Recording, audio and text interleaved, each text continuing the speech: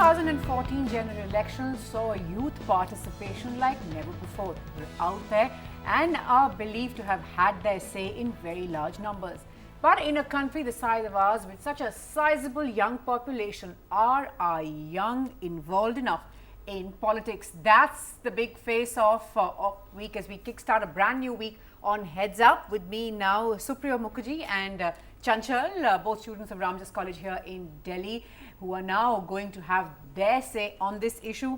Supriya, you believe that the young participation, the youth participation in the electoral process, in politics, is satisfactory. Yes. Your time starts now. Why do you think so? Firstly, because we've seen political parties who have based their marketing strategy and their whole campaign around the youth. We've seen a party like BJP, which included the 4-year undergraduate program of the Delhi University in their manifestos. They realized that the Indian youth who will be voting, like this time around we had the largest section of the Indian youth who will ever vote in the general elections. They've completely realized that unless and until you get the youth to come in on your side, it's very difficult to make a difference. We've seen that a lot of the Indian youth have actually connected with Mr. Narendra Modi, and they've seen that he's probably one guy who stands for development and who voted. Then we've also seen like there are parties which have used social media very effectively. Social media predominantly in India is something which is very youth oriented. Now we've seen a party like Aam Aadmi Party, which has based its complete program and the campaign on the basis of social media. A lot of youth has actually connected well with the Aam Aadmi Party, and we've had this whole new party coming out of nowhere and knocking Congress and BJP out of Delhi. So I do believe that we've already had a lot of participation from the youth when it comes to going out and voting, and also a lot of youth who are actively discussing topics which have never been discussed before. Topics like religion over science, or topics like do we need more development, and development at what cost? These topics were never touched before. So you're saying, your time's up, but so you're saying they're out there, they are involved more, they are having their say more, and these elections, of course, the numbers that we saw, you are right about the youth participation, prove your point. Chanchal, your time starts now. You have a minute. Why do you disagree?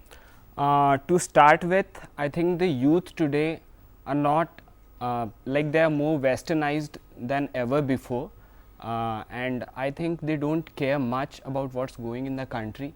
They're not concerned about the future of the country. I think what they care more about is the future of their own lives and how they will be in the future, like the standard of life that they will get to live. And I think there's much apathy, there's much indifference in the youth today. There's no denying that. If you see, like if you're personally, my friends and me, like we are not, we don't get into the details of the everyday politics that happen today. We are more concerned about our education, about our career. So I think that's it.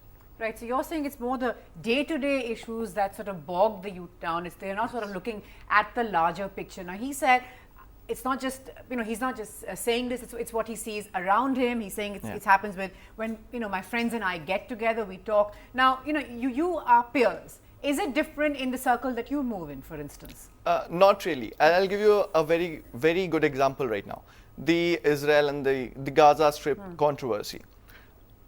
Take Facebook, for example. It's being discussed extensively on Facebook. A lot of people who did not know about the Palestine-Israel conflict actually know about it. Things are being discussed a lot more, and with the reasoning behind it is given like with this proper reasoning behind every argument which is being given. It's not something which comes out of the box like, okay, we believe in this, so please everyone should believe in this. It's about proper reasoning, details given about certain controversies. People are more aware. Yes, not everyone is as aware as they should be, but we don't live in a utopian world. We'll still have people who still believe that Pratibha Patil is the president of India. Right. But on the other hand, for every person who thinks that way, we also have people who are actively out on the streets voicing their opinions about every possible political topic. Right. So I guess so you're saying that there is a mix, but you still believe there's a number of people who are involved, who have an opinion on not just the political process here in India, but international affairs, on challenges that the world is facing are also growing. This is the age, of course, Chanchal, of social media. A lot of what our young say is expressed on social media. Their disagreements, their agreements, everything's sort of out there playing in a public space. But do you believe that's in a sense restricting, that there are only those who have access to this kind of media? who then have their say. Yes. I'd like to talk about, like, I'm in a batch of English honors. I'm in third year right now. I'd like to, like, I'd shift the focus. Like, I'd like to talk about my classmates, and I don't think there are many students now who know about the topic that he discussed, the Gaza, the Palestine war now. I don't think many people are aware of it, and I think that's the ground reality. Like, people may know about Prime Minister Or the president, but you're saying that maybe international affairs. They may know about Narendra Modi and the whole wave that he carried, but the same is not true about world politics, and it needs to be changed. So, are you saying that it's one thing that if they are sort of more aware, and I understandably so, of course, about what's happening in their immediate surrounding, what's happening in their own country, but not so much international affairs? Yes. Right? Is that what you're saying? Yes. Is that your experience from your immediate circle as well? Yes. The more I talk about it, I'm more disappointed actually. That that's the truth. I mean, people don't watch the news, they don't read newspapers. It's like that they're in a niche of they're like in a cave of their own. Right. Like, if they have their Facebook, if they have their daily shows, Right. daily TV shows, they are not concerned about Right. very Right. much more. Right. So. And that is a very important point. You know, there are lots of people who would agree with you there, where they sort of stay in, we tend to stay, especially at a certain age, in our own worlds, you know, and that our life, as you said in the beginning, is often restricted to our education, what's the job that we're going to get, what's happening with our friends, you know, and all of that, the immediate environment. Yeah. Now, you know, you mentioned you mentioned Facebook and said a lot of activity on Gaza. His point is that that's a medium that's being used for lots of other things, for, Yes. you know, enhancing your social life, but knowing Yes. where the other person went on holiday, so on and so forth. Yes. How would you argue The with thing that? is, it's very wrong to actually put each and every individual who comes under the section of the young India in one bracket. Sure. Reason being, there are a lot of people who believe that Facebook likes do matter a lot in their lives. On the other hand, there are people who talk about who've risen above armchair activism and are now on the streets talking about stuff. We've seen let's take some basic examples. Let's take the example of the four-year undergraduate program, the protests which were held against it. We saw the students were out there voicing their opinions. We did not see the Facebook activism or the armchair activism, as we like to call it. We all love to discuss topics about Indian politics, the international politics. It's really comfortable for us to sit in our drawing rooms and having a nice chat about it in our air-conditioned rooms. But the Indian youth has started going out, and it's a start. It's an organic change that will happen Right. slowly and steadily. So why can't we be satisfied with what we already have right now? Right. Important point, you know, Chanchal, be it the Anna Hazare movement when it happened a few years ago in Delhi, or the Nirbhay incident, we did see a lot of youngsters out there. He's now talking about the four-year program. Do you believe that there is now an attempt, or perhaps a realization, that you can't stay away? You have to be involved, and if you have an opinion, you have to be out there and make your voice heard? Or do you believe that it's not true of most? Well, the changes that have taken place in the recent future, people do get optimistic about it, but that's for a very limited period, what I think it is.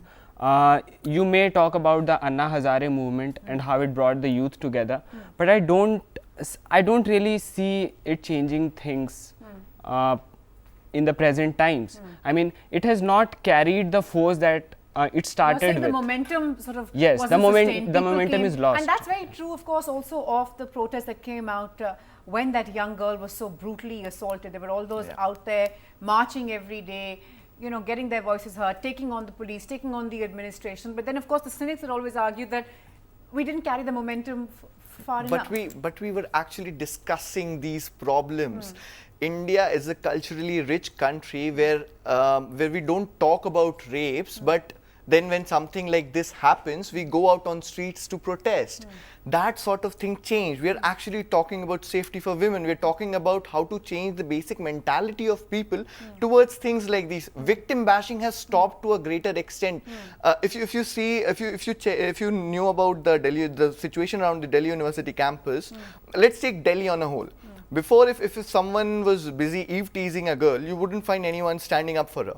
Do it right now, and I can promise you that if at least if I'm there at the place where you're trying to probably harass a girl, I'll stand up and I'll take care of that girl. Like, she need not be harassed, right? There are people who are standing up. I must interrupt to say, I just wish that we got more voices of this kind, and we really need more people like you, because of the biggest problem so far, and we're digressing from the topic, but the biggest problem so far, of course, has been that when a person, a woman especially, finds herself in such a situation, most people tend to look away, that it's not my problem. But Chanchal, do you think that this is the example that he's quoting about himself is signs that the winds of change are blowing?